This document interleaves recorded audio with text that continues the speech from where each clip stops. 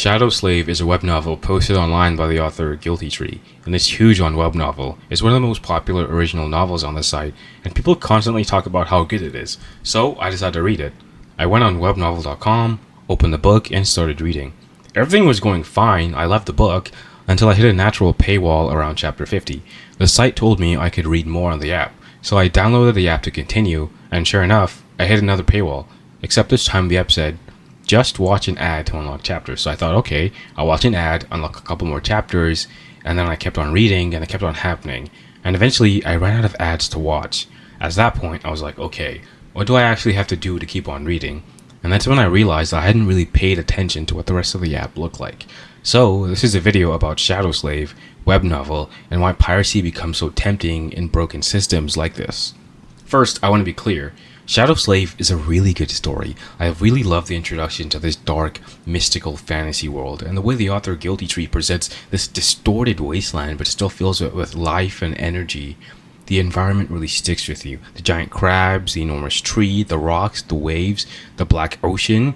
There's a real sense of despair and isolation. The first volume especially does an excellent job creating tension and atmosphere, and volume 1 ends in a way that feels like a real cliffhanger. Like the story is opening into something much bigger. I especially like the way the author planted questions early and made the world feel mysterious without making it feel confusing. Honestly, as a first volume, is close to perfect if your goal is to hook readers in. Guilty Tree drops hints about future world building, builds up character traits quickly, and foreshadows larger conflicts going on in the background. He even gives the reader enough clues to sometimes it feels like we know more things than Sunny does, and that we know he doesn't know tension is what makes part of the early story so engaging. So the story isn't the problem, it's the app.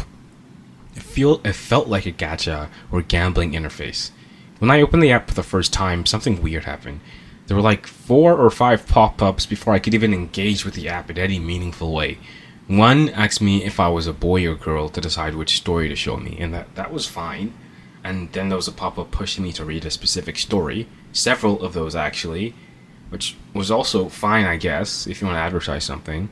Then discount notices about coins, except I didn't even know what coins were at that point. I just downloaded the app, and then some kind of golden ticket system, then another check-in prompt, then it dropped me into a page I didn't recognize. The search bar was already filled in with someone else's story, and it didn't feel like a reading app at all. It felt like an app designed to constantly grab my attention, and it worked. I could barely navigate the app to read Shadow Slave. Once I found the story and added it to my library, the same thing happened. I clicked library, then reading list, then another pop-up, then another daily recommendation, then the check-in notification in the corner, then an event banner but popped up. It got exhausting fast.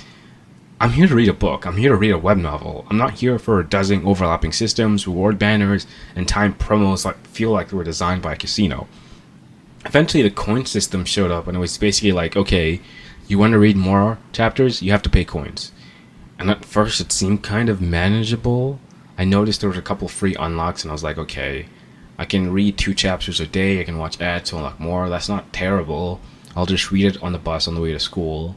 But the problem is with web novel, the chapters are short. 2 chapters can be read in 5 minutes, and you're back to the paywall again.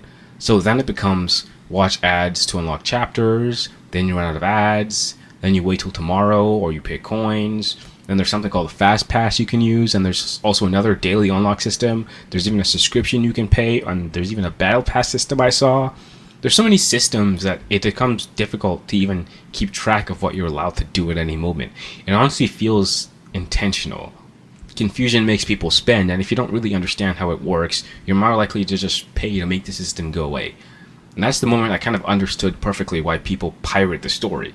Not because the story doesn't deserve support, not because you hate Guilty Tree, but because the experience of reading it legally on the app on Webnovel can feel so irritating and manipulative that it just pushes readers away. I know it pushed me away.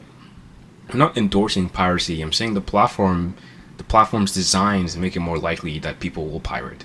After getting frustrated, I started looking into Webnovel as a platform, what it is, how it works, and why authors post there. Webnovel is essentially a hosting platform for serialized web fiction, and the authors can sign contracts where the platform takes a cut, and the author also takes a cut. But then you look into those contracts, and their reputation is just rough. there are tons of discussions online where people say, don't sign this if you care about the story. And then I saw another take that was basically, if you're writing something you don't care about long term and it gets popular, maybe you sign and get paid. But if it's your masterpiece and you don't want to lock yourself into a deal that limits what you can do with your story. So it was like, okay. Well, then I wondered, what does Guilty Tree think? Why does he post there? And from what I found, his explanation is basically he doesn't have many alternatives because where he lives and what payment systems are available to him. And if you're in a situation where you can't reliably use certain payment platforms, then something like Webnovel might be the only way you might get paid for your work. So I'm not really here to attack the author. I get it, but I'm not here to attack the author, but I am comfortable criticizing the platform and the way it treats readers. Here's the thing. I buy books all the time. I've spent serious money on manga box sets. You can see in the background. I also have big hardcover collections. I have big comic collections. I have special editions of books. I'm not allergic to paying for something I love. The problem is buying chapters with coins doesn't feel like owning a book. It feels like I'm paying for permission to access content inside an app, and if the app changes or the platform removes something, then what did I actually buy? Even if I did pay, I wouldn't want to read it in that environment, something that would constantly interrupt me with pop-ups and events and banners. If I'm paying for chapters, I want a clean reading experience. I want to feel like I purchased something real. To be honest, I don't want to read in a gambling interface. That's what it feels like to me.